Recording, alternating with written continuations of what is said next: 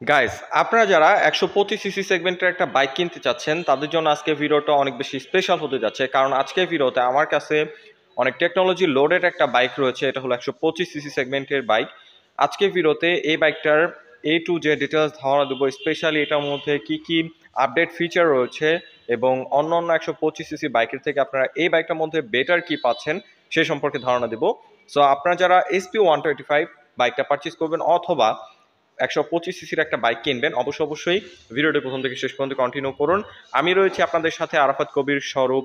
আপনারা দেখছেন বঙ্গ বাইকার। বেশি কথা না বাড়িয়ে চলুন মূল ভিডিও শুরু করা যাক। তার আগে বলে নিই, আপনি যদি আমাদের চ্যানেলে নতুন দর্শক হয়ে থাকেন তাহলে অবশ্যই আমাদের চ্যানেলটি এখনই সাবস্ক্রাইব করুন এবং পাশে আসা বেল আইকনটি প্রেস করে দিন। এবং অলরেডি যারা সাবস্ক্রাইব করে ফেলেছেন তাদেরকে thank you so much. Okay guys, আমি সর্বপ্রথম এটার যে টেকনোলজিটা নিয়ে কথা বলবো সেটা হলো ১২৫ সিসি সেগমেন্টের সর্বপ্রথম এই বাইকটার মধ্যে আসছে পিজিএম এফআই। শুধু পিজিএম এফআই না, এফআই বাইক ১২৫ সিসির বাংলাদেশের সর্বপ্রথম লঞ্চ হয়েছে হলো হোন্ডা SP125। যে কারণে ১২৫ সিসি সেগমেন্টের মধ্যে সব থেকে বেশি মাইলেজ আপনার এই বাইকটা থেকে পাবেন।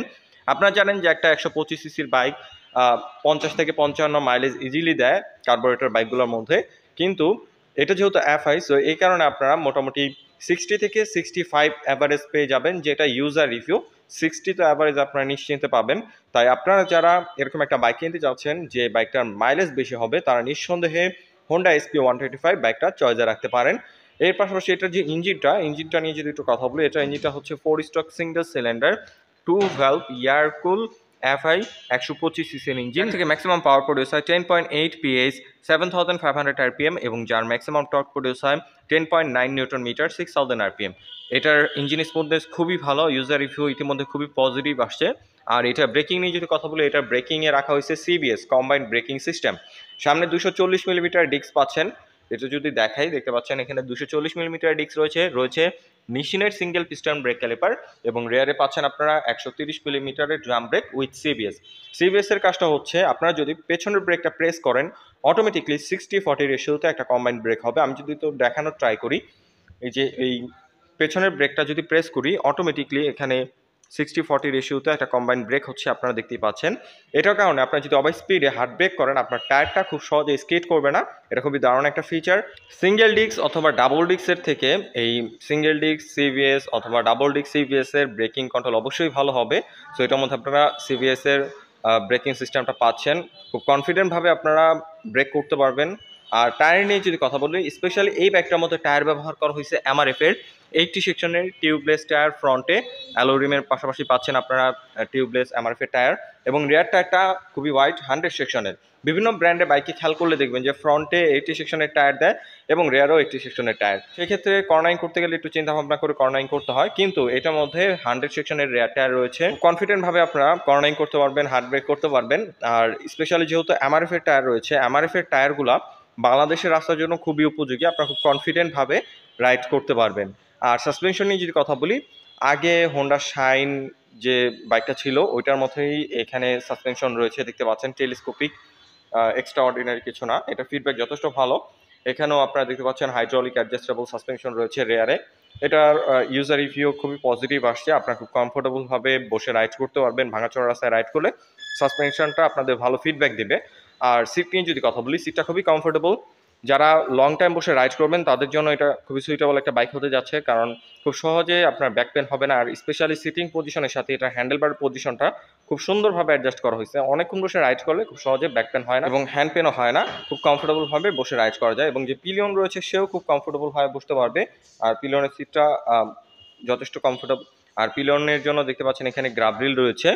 রাইডার এবং পিলিয়ন খুব কমফোর্টেবলভাবে বসে বাইকটার মধ্যে যেতে পারবে। এবং এটা টেল প্রোফাইল থেকে যদি দেখাই, এটা হেডলাইটটা এলইডি পাচ্ছেন, কিন্তু এখানে হ্যালোজিং লাইট পাচ্ছেন টেল লাইটটা এবং ইন্ডিকেটরটা। দেখতে পাচ্ছেন ডিজাইনটা যথেষ্ট সুন্দর। ওভারঅল টেল প্রোফাইল থেকে বাইকটাকে অনেক বেশি স্পোর্টি লাগে। এখানে আপনার নাম্বার প্লেটটা বসবে, রিফ্লেক্টর রয়েছে এবং এই সাইডে আপনার একটা লাইট রয়েছে, আপনার রাতের বেলা নাম্বার প্লেটটা সুন্দরভাবে দেখা যাবে। আর এখানে যে ইন্ডিকেটরটা রয়েছে এটা হলো নন ফ্লেক্সিবল না, ফ্লেক্সিবল দিলে ভালো হতো। এবং এই সাইডে যদি নিয়ে আসি, স্পেশালি এটার মধ্যে আপনারা লেডিস ফুটরেস এবং শাড়ি গার্ড বিল্ট ইন পেয়ে যাচ্ছেন। আফটার মার্কেট আর আপনাদের এগুলো ইনস্টল করতে হবে না। আর এক্সজস্ট পাইপটা দেখতে পাচ্ছেন খুবই সিম্পল ডিজাইনের।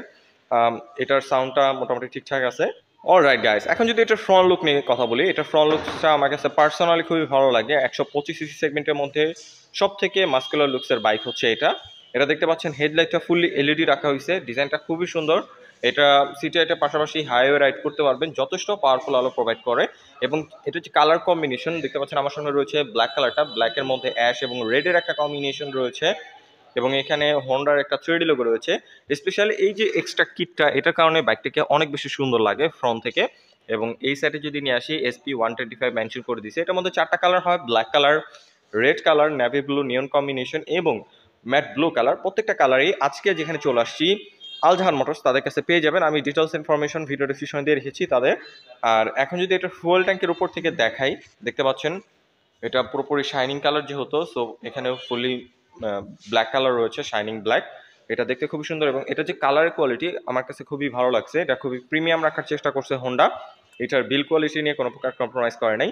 এখন যদি এটার মিটার নিয়ে কথা বলি, এটার মিটারটা আমার কাছে খুবই ভালো লাগছে। এই সেগমেন্টের মধ্যে অনেক বাইকে দেখবেন যে ডিজিটাল মিটার যদি দেয়, সেমি অ্যানালগ সেমি ডিজিটাল থাকে বেশিরভাগ বাইকে, কিন্তু অনেক বাইকে কয়েকটা বাইকে ডিজিটাল মিটার দিচ্ছে, কিন্তু ওগুলোর মধ্যে গিয়ার ইন্ডিকেটর থাকে না।